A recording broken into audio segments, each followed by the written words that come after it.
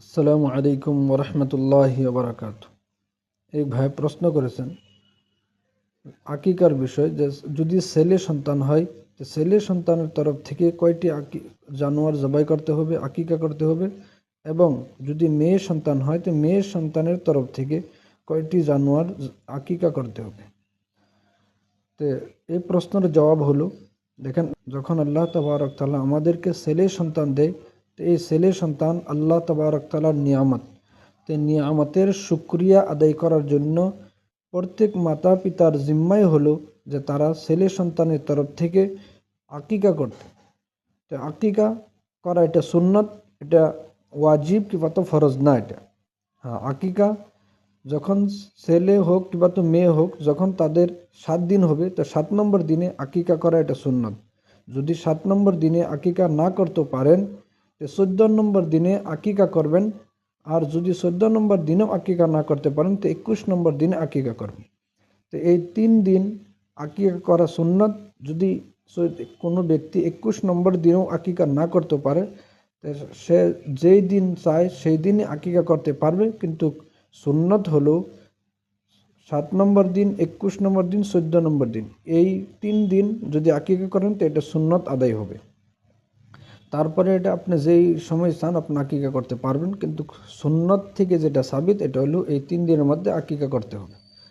তো এখন যদি ছেলে হয় তো ছেলের তরফ থেকে 2টি জানোয়ার, 2টি ছাগল আকিকা করতে হবে, এবং মেয়ে যদি হয় তো মেয়ের তরফ থেকে 1টি ছাগল আকিকা করতে হবে। হাদিসের মধ্যে আন উম্মি কুরজিন قالت سمعت النبي صلى الله عليه وسلم يقول আনিল গুলামি শাতানে মুকাফাতান ও আনিল জারিয়াতি শাতুন। এই হাদিসের মধ্যে বলা হয়েছে যে হযরত উম্মে কুরজ তিনি বলেন যে আমি হুজুর পাক সাল্লাল্লাহু আলাইহি ওয়াসাল্লামকে এই কথা বলতে শুনেছি যে যদি কারো ছেলে সন্তান হয় তো এই ছেলে সন্তানের তরফ থেকে 2টি ছাগল এবং মেয়ের তরফ থেকে 1টি ছাগল সে আকিকা করবে, এটা সুন্নত। তো যদি কোনো মানুষের উসাআত না থাকে, তার কাছে যদি টাকা পয়সা না থাকে, তো সে দেখেন মেয়ের তরফ থেকে তো 1টি ছাগল আকিকা করতে হবে, কিন্তু ছেলের তরফ থেকে 2টি ছাগল আকিকা করতে হবে। কিন্তু যদি কারো কাছে এতটুক টাকা না থাকে তো সে যদি চায় ছেলের তরফ থেকেও 1টি ছাগল আকিকা করতে পারবে।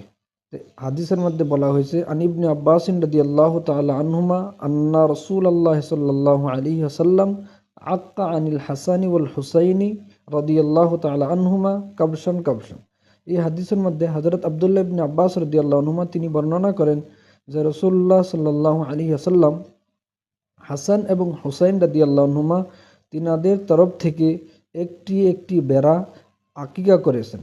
এই হাদিসের দ্বারা বুঝতে পারছি যদি কারো এতটুক উসাআত না থাকে যে সে ছেলের তরফ থেকে 2টি ছাগল আকিকা করবে, যদি তার কারো অতটুকু উসাআত না থাকে তো ওই ব্যক্তি ছেলের তরফ থেকে 1টি ছাগল আকিকা করতে পারবে।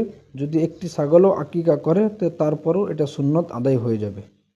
আল্লাহ তাবারক তাআলা আমাদেরকে সহিহ দ্বীন বোঝার তৌফিক দান করেন।